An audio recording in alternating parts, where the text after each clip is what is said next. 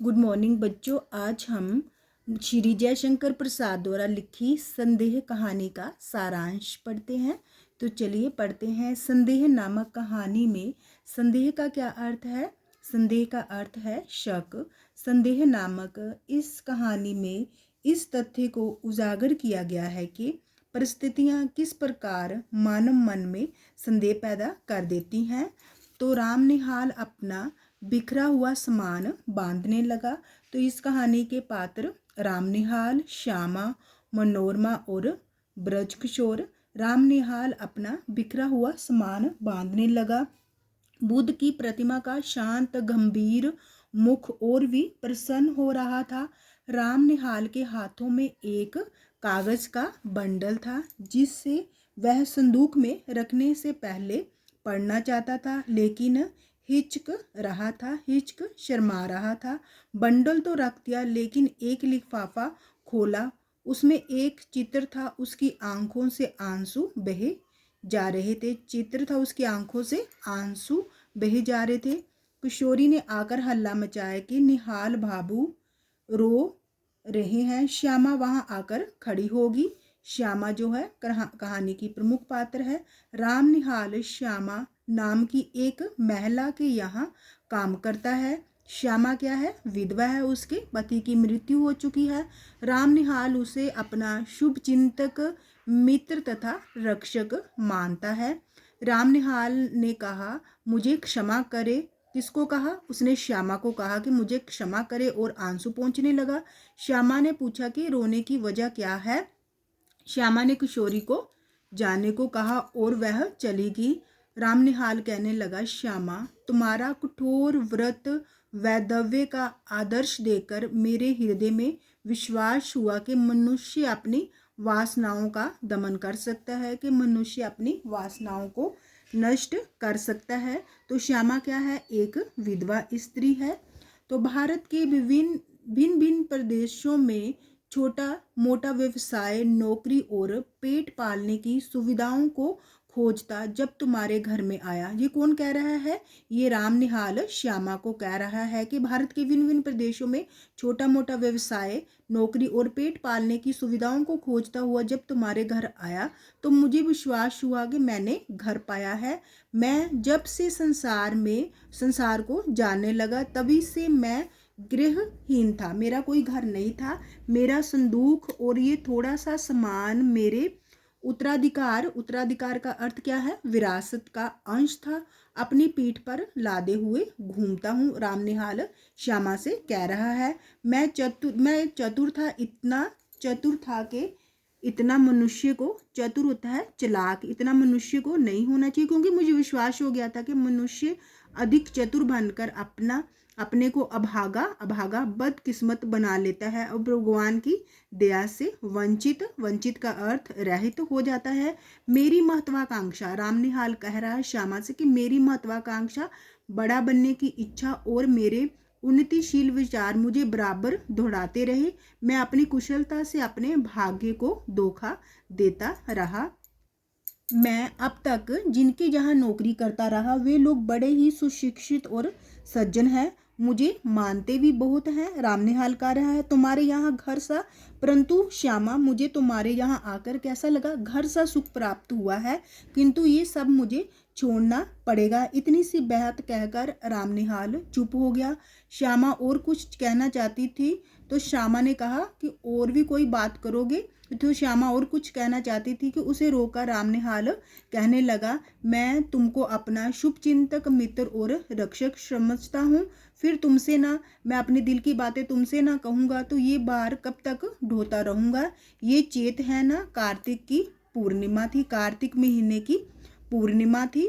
तो कार्तिक की पूर्णिमा को मैं कामकाज से छुट्टी पाकर संध्या की शोभा, सायंकाल की शोभा देखने दशाश्वमेध घाट पर जाने के लिए तैयार ही था कि ब्रजकिशोर बाबू ने कहा, तुम गंगा किनारे घूमने जाते ही हो।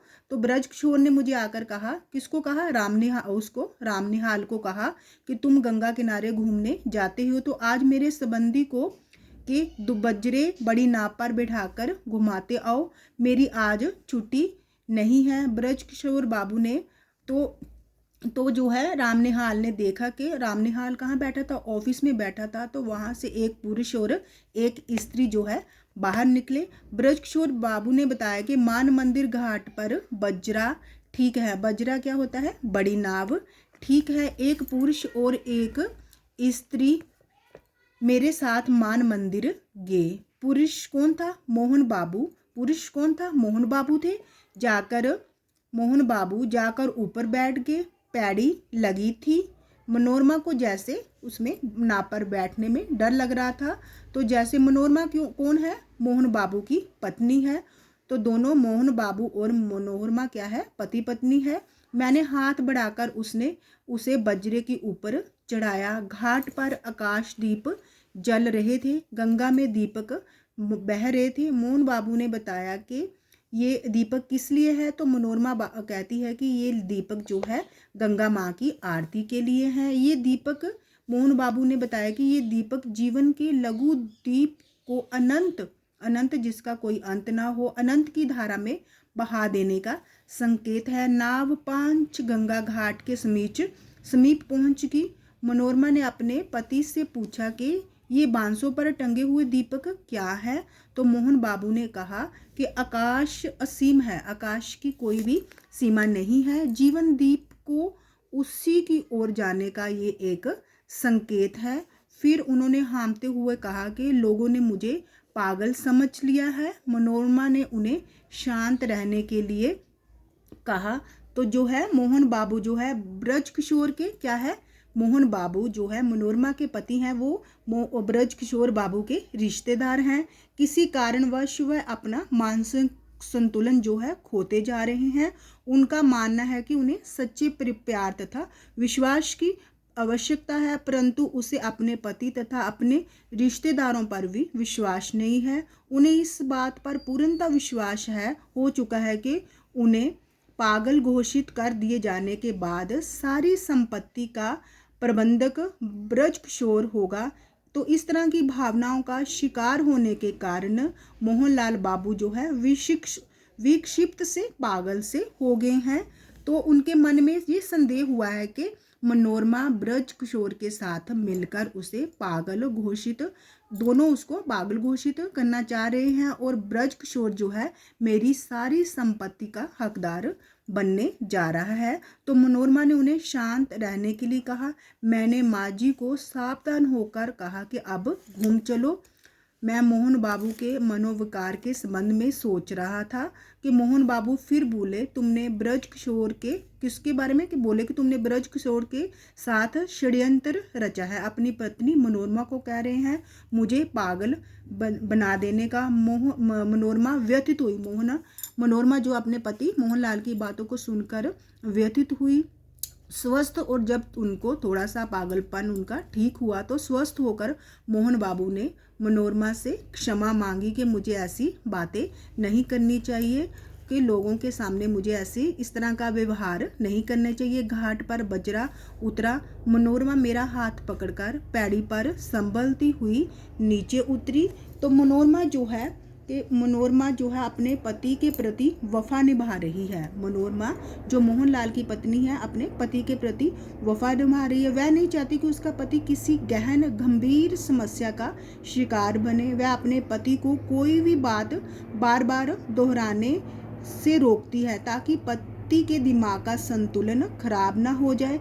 किसी तरह भी वह उसके साथ मिलकर रहना चाहती है, क्योंकि वह रामनिहाल से कहती है कि रामनिहाल उसके पति का ध्यान रखे, कहीं से नाव में बैठे होने पर इधर उधर लुढ़क ना जाए। साथ ही वह संख्या क्या होता है, एक तरह का जहर होता है, खाकर मरने की बात भी कह गई है। वह खुद भी परेशान है और इस परेशानी से मुक्ति चाहती है। मैंने दृष्टता से सोचा कि मैं धन्य हूँ।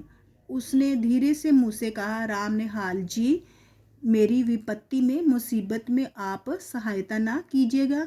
मैं अवाक हैरान था। किससे सहायता कीजिए? ब्रजकिशोर से हमारी सहायता कीजिए।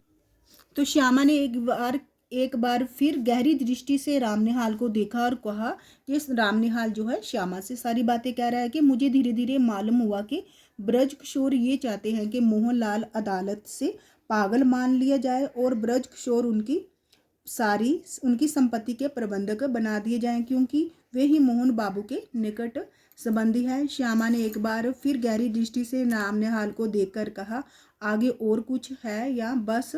रामनिहाल ने कहा कि मुझे भी धीरे धीरे मालूम हुआ कि ब्रज किशोर यही चाहते हैं कि मोहनलाल अदालत से पागल मान लिए जाएं और ब्रज किशोर उसकी संपत्ति के प्रबंधक बना दिए जाएं, क्योंकि वे ही मोहन बाबू के निकट संबंधी हैं।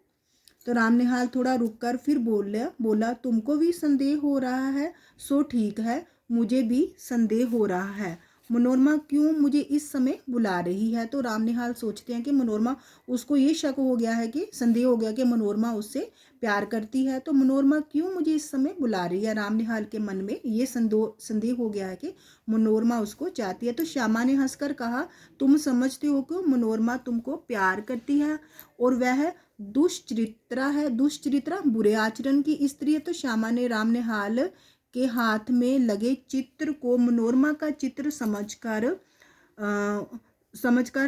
उसके हाथ से ले लिया। उसने देखा ये चित्र उसका है। किसका था? श्यामा का था।